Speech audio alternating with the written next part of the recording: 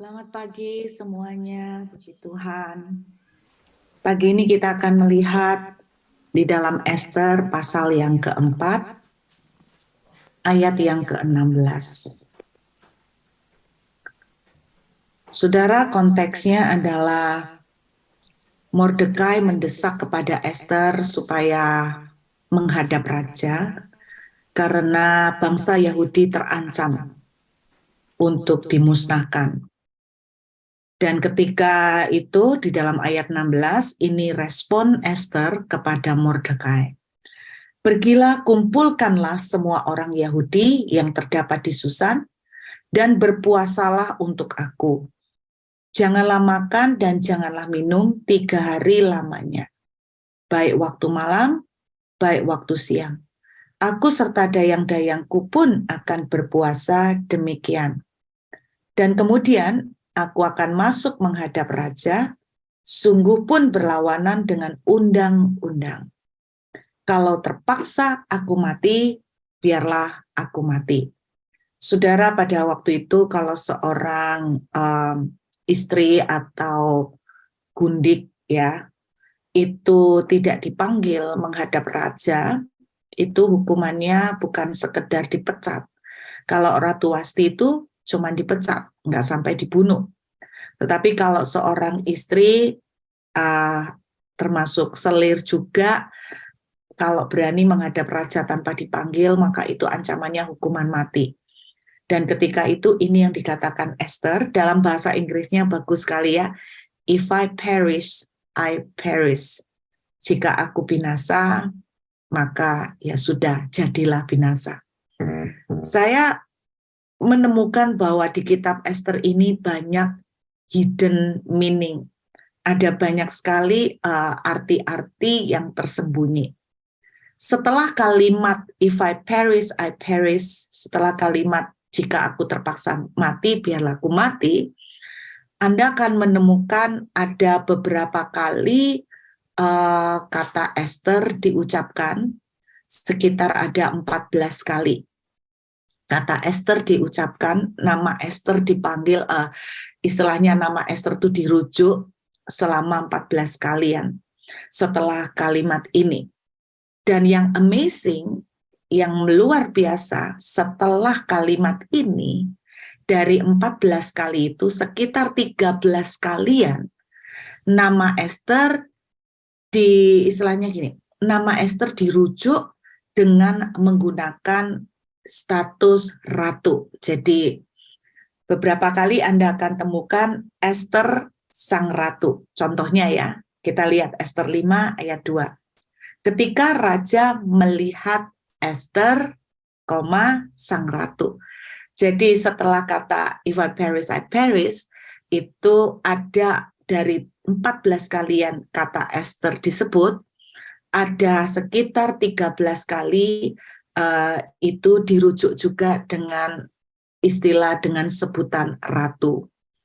Apa yang saya tangkap seperti ini adalah gini, berarti setelah kalimat itu, if I perish, I perish itu, maka kemudian Esther itu dalam tanda kutip seperti lebih di-approach, didekatin dengan kehormatan karena penggunaan kata ratu. Artinya saya menangkap sebuah message, saya menangkap sebuah keindahan yang tersembunyi bahwa ketika kalimat itu muncul, kalimat apa? Kalimat di mana Esther bertekad untuk merendahkan diri dan mengambil risiko apapun untuk memperjuangkan bangsanya di hadapan raja. Dan ketika Esther berkomitmen untuk merendahkan diri, mengambil waktu untuk berdoa dan berpuasa ke hadapan Tuhan, ketika Esther mulai pasang badan untuk bangsanya, ketika Esther mulai sungguh-sungguh menghampiri dan berharap pada pertolongan Tuhan, setelah itu yang terjadi adalah kata-kata ratu muncul untuk di-refer, ditunjukkan, dikaitkan dengan Esther.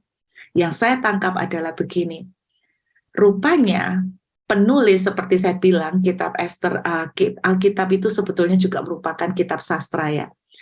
Saya melihat bahwa entah bagaimana penulis yang diilhami oleh Tuhan menyiratkan sebuah pesan, menyiratkan sebuah rahasia di sini bahwa kehormatan, kebesaran, nilai luar biasa dari seseorang muncul bukan karena penampilan, muncul bukan karena status atau jabatan, muncul bukan karena apa yang dilihat oleh manusia, tetapi kebesaran atau nilai penting dari seseorang ternyata muncul ketika dalam hal ini Esther itu menghampiri Tuhan dengan segenap hati, merendahkan diri untuk berpuasa, mencari wajahnya, pasang badan untuk bangsanya, bersyafaat untuk orang-orang Yahudi.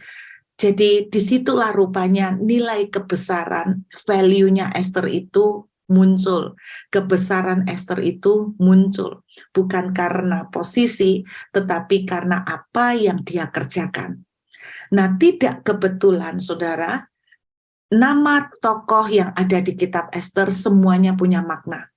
Nama Mordecai itu artinya little man. Lucu ya. Nama Mordecai itu artinya little man, orang kecil. Sebaliknya, nama Haman artinya magnificent. Magnificent itu artinya agung, mulia, besar. Tapi kita melihat ceritanya bahwa Haman ternyata bukan orang yang besar. Kita semua bisa melihat karakternya resek. Kita semua bisa melihat orang ini licik, banyak politik, orang ini kotor, orang ini brengsek. Namanya besar, tapi dia bukan orang yang besar. Sebaliknya kita bisa melihat Mordecai. Namanya orang kecil, little man. Tetapi kita bisa melihat bagaimana Mordecai berjasa menyelamatkan raja. Bagaimana Mordecai punya perjuangan yang luar biasa. Bagaimana Mordecai punya hati yang sangat mengasihi Tuhan. Bagaimana dia punya hati yang luar biasa untuk Tuhan. Saya menangkap satu pelajaran sederhana melalui kitab Esther ini. Salah satu pelajarannya adalah nilai seseorang tidak dilihat oleh penampilan. Nilai atau value seseorang bukan diukur dari jabatan atau status. Tetapi yang luar biasa yang Tuhan perlihatkan, rupanya nilai seseorang di hadapan Tuhan itu dilihat dari apa yang ada di dalam, apa yang dia lakukan. Itu yang berkaitan dengan karakter, itu yang berkaitan dengan kepribadiannya dia. Nah, saya melihat ada satu perumpamaan yang Yesus ceritakan, itu juga menegaskan ayat ini. Coba kita lihat sebentar di Lukas, pasal yang ke-16. Kita lihat Injil Lukas, pasal yang ke-16. Lukas pasal yang ke-16, ayat yang ke-19, sampai ke-31. Kita tidak akan baca semua ya. Kita lihat aja dulu ayat yang ke-19. Ada seorang kaya yang selalu berpakaian jubah ungu dan kain halus. Dan setiap hari ia bersukaria dalam kemewahan. Dan ada seorang pengemis bernama Lazarus. Badannya penuh dengan borok, berbaring dekat pintu rumah orang kaya itu. Singkat cerita, kita tahu ceritanya mereka mati ya. Kemudian kita lihat ayat yang ke-22. Kemudian matilah orang miskin itu, lalu dibawa oleh malaikat ke pangkuan Abraham. Orang kaya itu juga mati, lalu dikubur. Dan sementara ia menderita sengsara di alam maut, ia memandang ke atas dan dari jauh dilihatnya Abraham dan Lazarus duduk di pangkuannya. Anda perhatikan saudara, di dalam perumpamaan ini, orang miskin itu disebut dengan namanya, Lazarus. Sampai mati, sampai di dalam dapur perapian, orang kaya itu tidak pernah disebut namanya. Betul? Ada nama Lazarus, ada nama Abraham, tapi orang kaya itu tidak pernah disebut dengan namanya. Nama Lazarus itu dari bahasa Ibraninya adalah Eliazar. Jadi Lazarus itu dalam bahasa Ibraninya disebut dengan Eliasar. Eliasar itu artinya yang Tuhan tolong. Eliasar itu artinya yang Tuhan tolong. Saya menangkap satu hal yang indah dari perumpamaan ini adalah begini, Anda lihat. Selama hidup di dunia ini, orang kaya itu sampai bermewah-mewah bersukaria. Dan ketika sampai dia mati di hadapan Tuhan, namanya tidak pernah dikenal. Namanya tidak disebut oleh Tuhan. Namanya tidak dianggap sama Tuhan. Namanya cuma ditulis dulu orang kaya. Tetapi sampai di hadapan Tuhan, tidak ada nama yang Tuhan kenal. Sebaliknya Lazarus, selama hidup di dunia, mungkin nggak diperhatikan orang.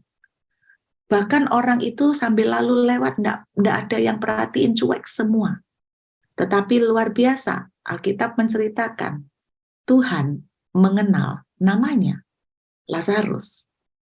Dari sini kita bisa melihat bahwa nilai atau kebesaran yang dilihat oleh Tuhan dari seseorang bukan karena jabatan, bukan karena pekerjaannya dia, bukan karena posisi, tetapi ada sesuatu yang internal, ada sesuatu yang di dalam yang akan dinilai oleh Tuhan, yaitu kualitas karakter kita, kualitas kepribadian kita. Itu yang akan berbicara kuat. Eliasar itu berbicara kuat sampai akhir, yang Tuhan tolong. Tuhan adalah pertolonganku. Wow, saya menganggap bahwa Lazarus ini selama hidup di dunia memang karena miskin, dia hidup hanya bergantung sama Tuhan. Saya ingat sebuah penglihatan, ada satu buku lama sekali yang saya sangat kagumin dan saya sangat suka dengan buku itu, yaitu yang namanya The Final Quest, perjalanan pencarian terakhir dari Rick Joyner. Saudara, di buku itu Rick Joyner cerita tentang ketika dia dibawa Tuhan ke surga, dia melihat seseorang yang duduk di samping Rasul Paulus, itu dalam penglihatannya dia.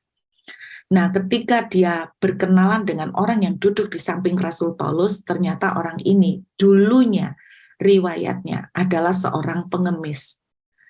Nah, kemudian dia tanya, pengemis ini dulu waktu di bumi itu tinggal di daerah mana? Nah, setelah dia selesai dengan penglihatan itu, dia cross-check. Dia cek semua tempat bekas pengemis itu tinggal, dan banyak beberapa gelandangan yang tinggal di daerah sana, mereka tahu pengemis ini. Mereka cerita tentang pengemis ini. Jadi lucu ya, jadi dari penglihatan itu di cross-check. Dan memang benar pengemis itu pernah tinggal di situ. Pengemis ini bertobat, itu gara-gara dia itu menemukan sebuah katalog. Zaman dulu kita itu kan ada katalog penginjilan ya. Dulu ada katalog kecil-kecil untuk penginjilan. Nah, dia waktu membongkar-bongkar tempat sampah, dia itu menemukan sebuah katalog tentang penginjilan. Ketika dia membaca katalog itu, dia nangis, dia bertobat, dia terima Tuhan. Hidupnya berubah walaupun dia miskin dan gelandangan. Nah, dia matinya tidak lama setelah dia bertobat terima Tuhan, itu gara-gara ada seseorang yang waktu itu musim dingin, dan orang ini kedinginan sekali. Kalau di luar itu kalau musim dingin itu kalau kedinginan itu bisa sampai ekstrim ya. Jadi ada seseorang ini rupanya kedinginan sekali sampai bisa hampir mati. Lalu si pengemis ini itu melepaskan pakaiannya yang compang-camping, jaket yang dia punya yang kotor itu, tapi dia lepaskan, dia selimutkan untuk orang yang kedinginan ini. Dan karena dia ngalah nyelimutkan ke orang yang kedinginan ini, akhirnya si pengemis ini mati karena kedinginan. Jadi matinya seperti itu, saudara. Nah, rupanya ketika di dalam penglihatan itu Rick Joyner itu cerita bahwa seringkali apa yang kita pikir bahwa kita itu udah berkenan sama Tuhan, ternyata sampai di surga itu, sampai di hadapan Tuhan itu, penilaian Tuhan itu berbeda sama sekali. Apa yang kita pikir bahwa kita udah melakukan banyak hal buat Tuhan, ternyata di hadapan Tuhan itu zero atau kosong. Nah, saudara, apa yang dilakukan oleh pengemis ini rupanya bernilainya luar biasa. Yang membuat saya heran, di dalam buku itu Rick Joyner tuh cerita, yang membuat dia juga heran karena duduknya, pengemis ini didudukkan sama dengan Rasul Paulus. Wow. Saudara, saya belajar dari cerita itu, saya melihat tentang perumpamaan ini bahwa apa yang kita pikir, kita lakukan, itu ternyata bisa berkenan sama Tuhan. Belum tentu loh berkenan sama Tuhan. Jadi, kita belajar dari kitab Esther bahwa Esther disebut sebagai ratu lebih sering lagi. Bukan karena dia punya posisi loh. Sebelumnya dia udah jadi ratu, tapi dia baru disebut seperti itu ketika istilahnya dia do something yang sesuatu yang bernilai kekekalan yang dia lakukan, itu yang mulai dilihat Tuhan. Dan Tuhan taruh message itu di dalam kitab Esther. Pelajaran yang bisa kita tangkap pagi hari ini, bahkan saudara, belum tentu yang menyandang status pendeta pun itu adalah orang yang berkenan di hadapan Tuhan. Belum tentu orang yang menyandang status sebagai hamba Tuhan, ternyata itu benar-benar hamba Tuhan yang berkenan di hadapan Tuhan. Saya sungguh berdoa pagi hari ini bahwa pagi ini kita bisa introspeksi bahwa kebesaran atau nilai seseorang, berkenannya seseorang di hadapan Tuhan sama sekali tidak ada kaitan dengan jabatan. Baik itu sebagai pendeta, baik itu sebagai hamba Tuhan, bahkan penginjil, apa saja.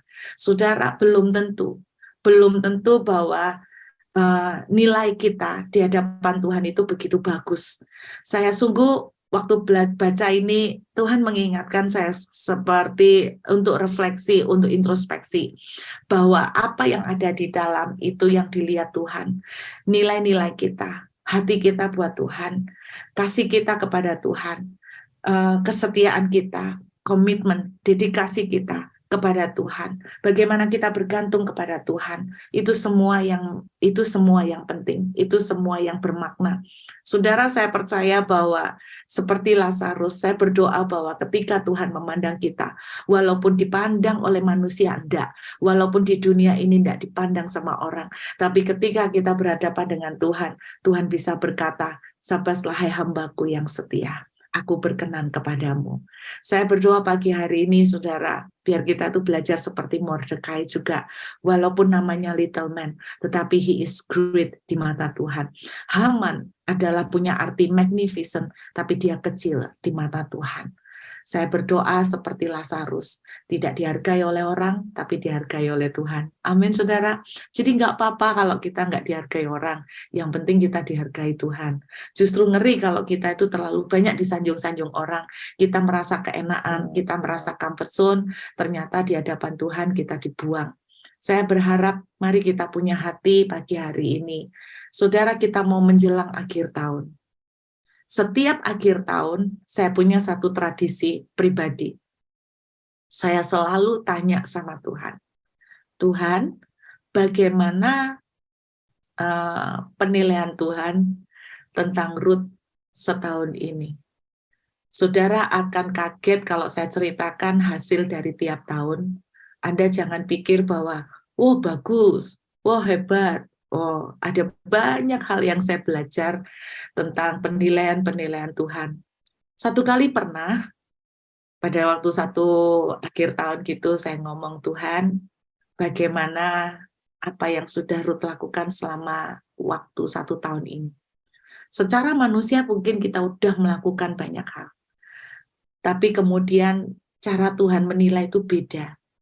Saya tiba-tiba diperlihatkan oleh Tuhan tentang satu penglihatan, ini pribadi ya Bapak Ibu. Penglihatan ini saya melihat seekor anjing. Jadi saya melihat seekor anjing. Loh, kok seekor anjing? Berarti Bu Ruth dianggap seperti anjing. Ya, memang kita adalah orang-orang yang rendah. Amin, saudara. Tuhan melihat saya seperti anjing. Wah, tapi saya mikirnya gini, wah anjing. Oh, anjing itu setia, Bo. Betul enggak? Anjing itu setia. Coba kalau ada orang asing yang jenggong duluan, anjingnya atau tuan rumah? Anjingnya dulu kan, wah berarti anjing itu sudah setia, bela tuannya. Itu yang saya lihat, saya pikir, wah penilaian Tuhan bagus dong tentang saya. Tapi ternyata Tuhan itu ngomong begini, jangan seneng dulu. Nah, sisi anjing yang mana yang Tuhan perlihatkan? Saya diumpamakan seperti di dalam penglihatan itu seperti seekor anjing, anjing jantan gitu ya. Jalan nih, jalan. Terus kemudian lihat anjing betina. Anjing jantan ini jalan sama tuannya, tiba-tiba ketika lihat anjing betina, itu langsung keluar, ninggalin tuannya, pergi kepada anjing betina. Yang Tuhan tunjukkan itu simple sih. Pada waktu itu Tuhan ngomong, tahun ini loh, kamu tuh banyak meleng. Tahun ini banyak hal-hal yang menarik perhatian kamu, lebih daripada aku. Tahun ini banyak hal-hal yang memikat kamu, lebih daripada aku. Tuhan itu cuman taruh satu message sederhana satu kali itu. Aku tuh kepengen hatimu tuh cuman buat aku, nak. Aku tuh ingin hatimu hanya untukku. Aku ingin bahwa ketika engkau melihat aku, bahwa engkau bisa berkata selain kau, tiada yang lain yang kuingini di bumi. Amin. Saya berharap pagi ini sebelum kita mengakhiri tahun 2022, ambil waktu doa puasa, mulai introspeksi, mulai tanya sama Tuhan. Tuhan, apakah yang telah hamba-Mu kerjakan selama setahun ini? Bagaimana Engkau memandang dan melihat kepada hamba-Mu? Saya berharap Tuhan akan melihat kita seperti Mordekai. Little man, but great di mata Dia. Dan bukan melihat seperti Haman. Mungkin besar di mata orang, tapi kecil di hadapan Tuhan. Saya berharap ketika kita menghadap Tuhan seperti Lazarus, nama kita masih disebut. Nama kita masih dikenal. Dan bukan lagi status. Yang mana seperti orang kaya. Sudah tidak ada kaya lagi. Saya berharap pagi ini teman-teman di VAL juga akan menjadi pribadi-pribadi seperti Mordekai. Little man, but great in his eyes. Amin. Yuk kita berdoa. Bapa, kami mengucap syukur pagi hari ini. Terima kasih buat firman-Mu.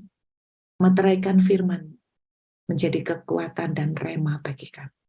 Segala kemuliaan hanya buat nama Tuhan selama-lamanya. Amin.